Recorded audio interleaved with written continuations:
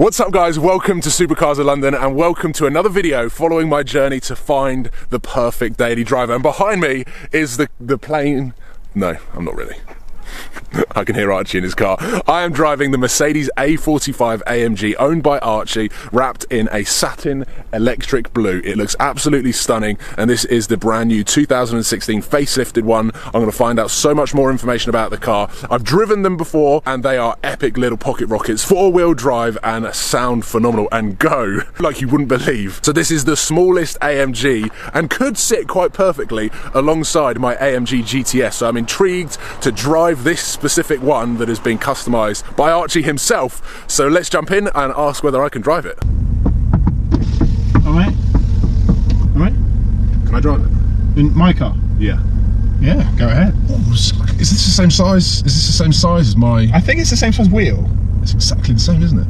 Yeah. This is all about, like, can you do it every single day?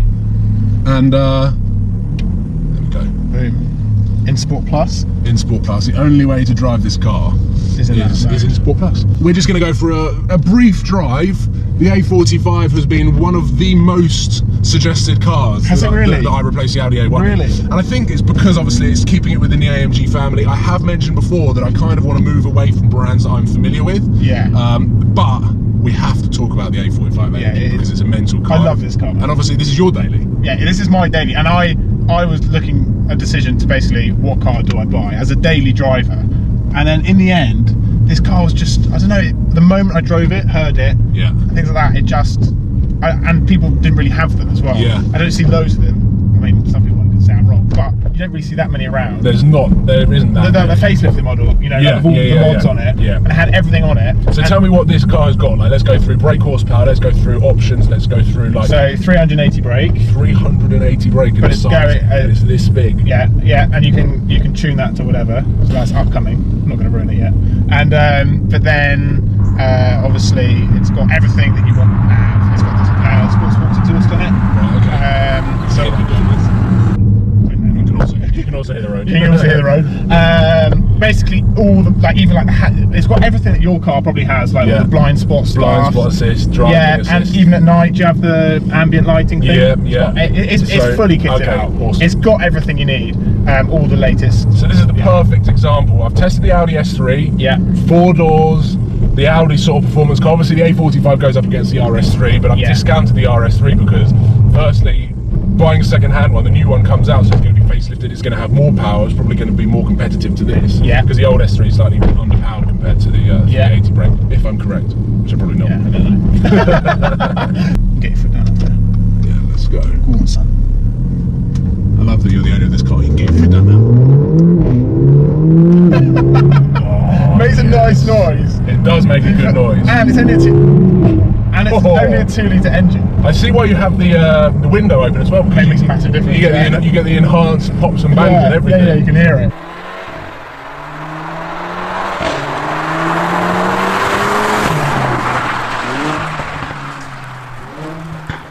Don't do launch control. I literally just got in the car. I'm just like, go on, just hammer it. Do you know what I want though? Like, I'm hoping with the exhaust upgrade is that on the down changes, like your car, obviously you get a mad noise on the down change. Yeah. That's what I'm hoping. I'll get more of it. I'll show you. Oh, you did good at that. Oh, there it was. Yeah.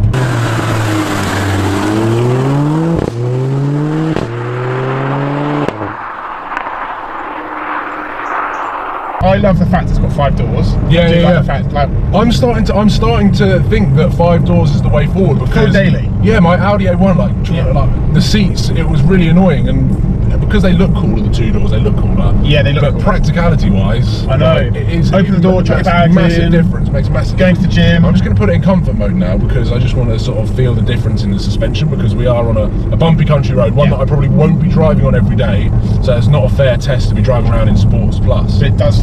Everything cuts out. Exhaust noise, and that's what I love about this car. You have the craziness of ragging it around in Sport Plus. It's fun. Then you go on a motorway and cut everything off and just chill. And you can just cruise. And this has obviously got cruise control, right? Yeah, and it's got the, you know, when you go up behind the car, and then it will slow you down. Yeah. Oh, so it's got Distronic cruise. That's sick. Yeah.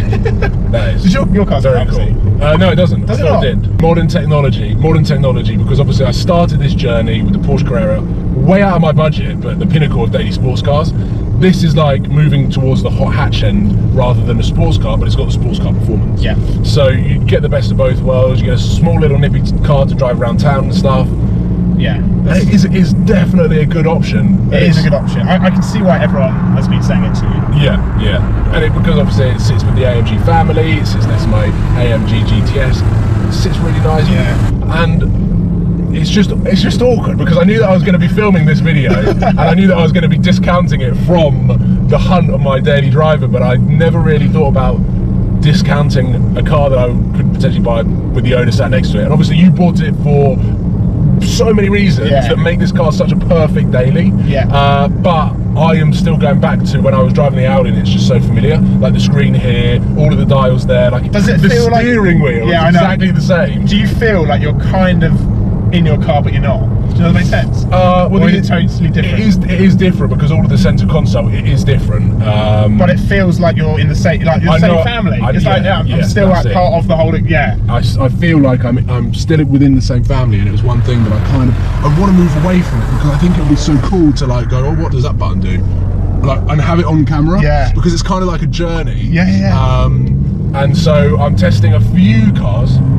You're in manual. Oh. I thought because in comfort. No. You still have to go back and then press the end again. Okay.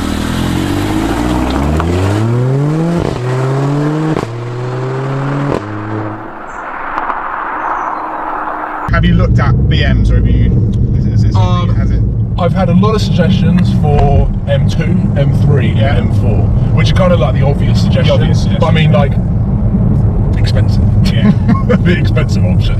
Like, very expensive. And the M2 obviously is so new, and both me and you actually drove it, didn't we? We shot a video together. Yeah, that was fun. I wasn't wowed by it. We both got out and we were like, yeah, it's cool. It is cool. But is it worth 53 grand? Yeah, that's it. That's when it's steep. And then when you look at like M3, M4, and you can get them second hand now for like 45 grand, like 5 grand cheaper, and you can get a much better version of. Do you know what I think with the M2? CSL version is going to come out. Yeah, which is just going to trump it. It's probably going to trump the M3 and M4. Yeah, and because apparently it's going to have an M4 engine. Yeah, mental.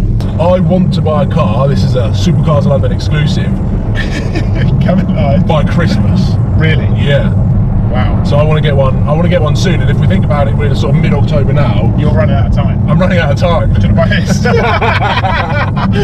We're just exchanging money. Yeah. So I just noticed the headroom around here isn't that great. Yeah, but when a good test. That's if you shunt it. You don't want to get to that point. Yeah. So you're fine. If you want a daily, I mean, this is I would say better than the S3. Yeah. First impressions. First impressions are the interior is bang on. Like the interior is wicked. Yeah. Obviously, all of the tech. Front fibers a bit. Yeah. All of the tech that you've got on this car again helps with people that are either lazy or just want to cruise on the motorway. Depreciation is strong, isn't it? On these? Really strong. Like for a hatchback, really strong. Obviously, this is the facelifted one. So when you look at the non-facelifted ones that have got slightly less power and probably less spec and have the old headlights and tail lights and front bumper, back bumper, and all that. I think they depreciate quite quick. They do, but that's because the facelift came out. Yeah, exactly. So, like again, go back to the M2 versus the M2 CSL. The M2 will start dropping when the CSL starts. They start feeding into the market. Yeah, and it's just so frustrating trying to work out like the right car to buy based on what you like, but then obviously what's going to be good at keeping some of your money. And I know that all car, well, 99% of cars depreciate, so you can't really look at it like that. But it's always nice to try and find a car that you know that your money is pretty depreciates slower. Slower than buying. Not just like. Yeah, I remember when Sam was doing his F-Type video, he said, I love depreciation. So you want something which can just, you can drive it may have already done its depreciation. Because you're not going to buy a new one. Yeah.